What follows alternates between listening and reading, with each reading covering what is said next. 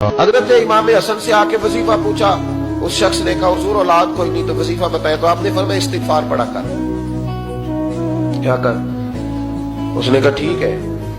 تو حضور پھر میں دوبارہ کعبہ ہوں تو امام حسن کہنے لگے بے اولاد ہے نا تو استغفار کا وظیفہ بتایا نا؟ کہا ہاں۔ فرمانے لگے اب اس وقت آنا جب اللہ تجھے 10 بیٹے عطا کرے۔ کتنے؟ 2 4 نہیں، 10 ہی کہہ دیے۔ تو حضرت امیر معاویہ رضی اللہ عنہ دیکھا، کہنے لگے حسن اتنا بڑا دعویٰ؟ آپ فرمانے لگے میں نے کہہ دیا نا تو اللہ فضل کرے گا۔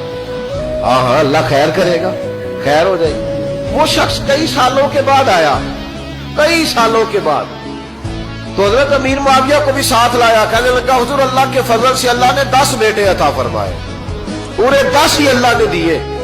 تو حضرت امیر معاویہ کہنے لگے جناب بات تو آپ کی سچی ہو گئی، پر مجھے بھی بتائیے وظیفہ کہاں سے لیا؟ فرمانے لگے قرآن پاک سے، سورہ نوح کی 10 11 12 آیت پڑھو۔ اللہ فرماتے ہیں تم استغفار پڑھو، میں تمہاری بیٹوں سے بھی مدد کروں گا، مالوں سے بھی مدد کروں گا۔ تو میں نے استغفار بتائی تھی اور قرآن میرے اللہ کا ہے، رب کا وعدہ جھوٹا ہو سکتا؟ فرمایا 10 بیٹے ملنے تھے، میں نے کہہ جو دیا تھا۔ اور میرے بھائیوں یاد رکھیں استغفار اللہ کی رحمت نازل کرتا ہے۔ ابراہیم علیہ السلام پہلے شخص ہیں جنہوں نے مہمان کے ساتھ کھانا کھانے کی سنت کو جاری کیا۔ بغیر مہمان کے کھانا نہیں کھاتے تھے، مہمان آتا تھا تو اس کے ساتھ تھا۔ ایک مہمان آیا، آپ نے اس کے سامنے کھانا رکھا، اس نے لقمہ توڑ کے منہ میں ڈال دیا۔ ابراہیم علیہ السلام نے فرمایا بسم اللہ تو پڑھو۔ وہ کہنے لگا میں اللہ کو جانتا ہی نہیں، میں کیا پڑھوں؟ تو ابراہیم علیہ السلام نے کھانا اٹھا دیا اس کے آگے سے۔ اللہ کے منکر کو میں نہیں کھلاتا۔ وہ اٹھ کے چل پڑا، دروازے تک نہیں پہنچا کہ جبریل آ گئے۔ جبریل اللہ فرما رہے ہیں منکر تو میرا تھا، 70 سال سے تو میں کھلا رہا تھا، تیرے پاس بھیجا تو ایک وقت کی روٹی میں نہ کھلا سکا، اس کو واپس بلا، اسے کھانا کھلا۔